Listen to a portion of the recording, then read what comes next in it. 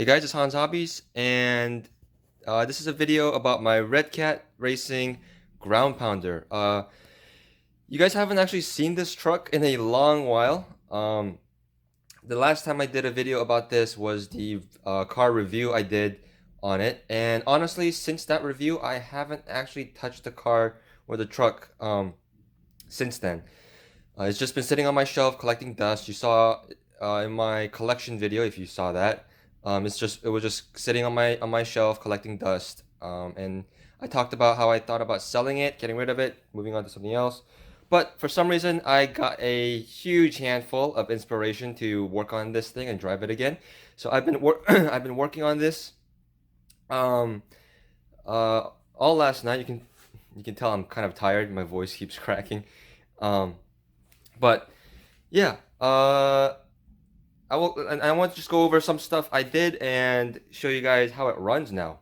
So the first thing you can notice is the Amsoil shock therapy body. It no longer has that pounder body. I still have it. It's just beat up, and I wanted to try using this one because it looks a bit cooler. Also has that old Redcat logo that I miss. And then the other thing you notice is the wheels are black now. So these are the wheels and tires off of my Redcat Landslide. They're the same tires and they're the same wheel technically, except these are 17 millimeter because they don't have the 12 millimeter adapter pressed into it, and the drive shaft hole is much larger. So I do have to run this washer here, as well as a lot of thread lock and adapter, 17 millimeter adapter, to be able to fit this. But this gives kind of a stock look it lets these tires actually work. The stock tires of the ground pounder is actually really good. They're just not able to work well because of the lack of foams. These tires are just far too soft to be using without foam. So this will probably improve performance quite a bit. Taking the body off and just taking a peek underneath. I know it's kind of a vlog style today with the camera in my hand. You can see I've put a IC3 plug on the ESC. It's running the stock ESC. It's also running a 5200 milliamp LiPo battery now, since I have those. I didn't have that when I first got the truck. The servos I thought about replacing, but while I was working on it, these are actually pretty decent servos. They're metal gear servos, so they won't strip out. They're a bit slow, but they seem to turn the wheels fine, and they seem to be plenty durable. The only thing is I would recommend is replace the servo arm, the servo horn, with metal, because the stock ones are plastic ones like in the rear, similar to the Gen 8 style, but obviously in plastic, and those are pretty weak and will probably strip out pretty easily. So I recommend you replace that with metal. I did have to shave down the axle a little bit to get that to fit. And speaking of the axle, this is using the stock axle, and you can see I have the Freestyle RC aluminum brace on here, and it's running that because one, the axle was already broken, and two, I haven't actually been able to find any new axle housings. All of these axle housings seem to be out of stock, and you can see the bearing is exposed right there because the top half of this axle is still broken. I have plenty of lower halves, but no upper halves, and the lower and upper are different, so you can't really use the lower half on top. So that's a little bit concerning that the part support for these axles are getting hard to find. But otherwise, I upgraded the motor because that's one thing that was really disappointing about the ground pounder is the lack of power. The stock motor is a 540 motor, and it's a really small, weak motor. And it really needs a faster motor. So for right now, I have a Titan 12 turn motor in here. It has overheating issues. Just the Titan 12 turn motors like to blow up, but it does have plenty of power. So I have it in there for right now because it's something I had laying around. That motor is actually out of my Mini Summit. So I had it kicking around, so I decided to throw it in there just to see how it does.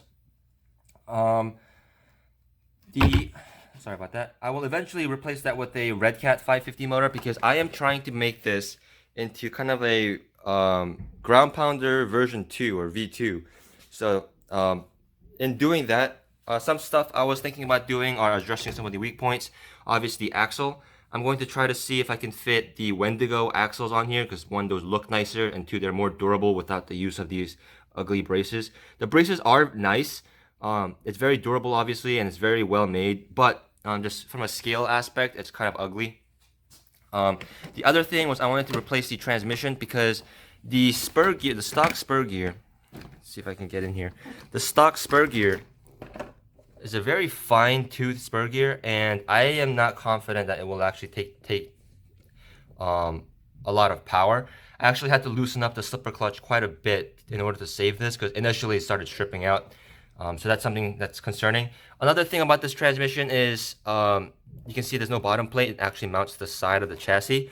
And the transmission and the motor are actually separate pieces. There's a separate motor mount that mounts to the top half of the top plate of the chassis, and then the transmission mounts separately. And that's fine. Crawford Performance Engineering does make Mod 1 spur gears in metal and plastic, so if you want to use the stock transmission, you can and make it durable, but I don't like the fact that the motor is mounted so high up on the ground pounder, especially with the heavier, larger motor. It tends to flip over a little bit more often. So I am actually printing at the moment. I made this last night, kind of why I was up so late. I made a bottom skid plate for this that will fit a Redcat Gen 8 transmission. I chose that transmission because one, it's Redcat.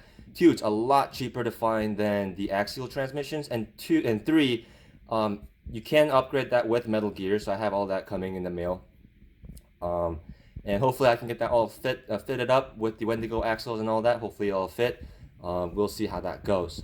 But I did have to make a custom 3D printed skid plate to mount that transmission. But the good thing about that transmission is it will lower the motor all the way down here, about this point of the chassis. So that will lower the center of gravity quite a bit.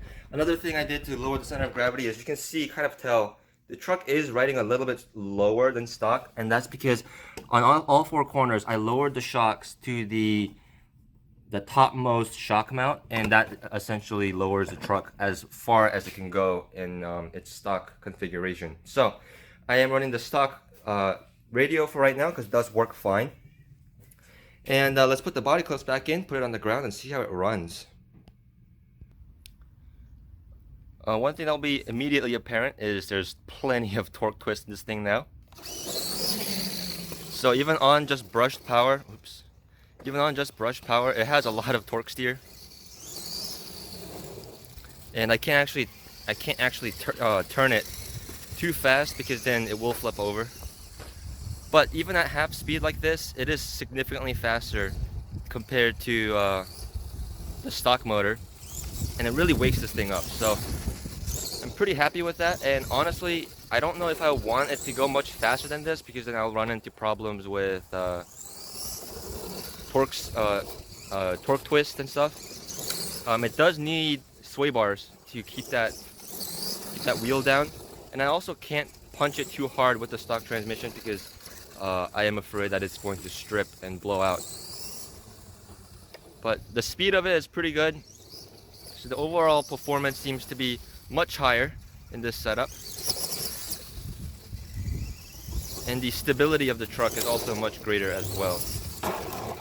I say that as soon as I flip it over, but flipping that back over, yeah, it's a lot more fun to drive even in this and even in this form. So pretty happy about that, and pretty excited to get all the other parts fitted on it, and excited to see what I can do with this thing.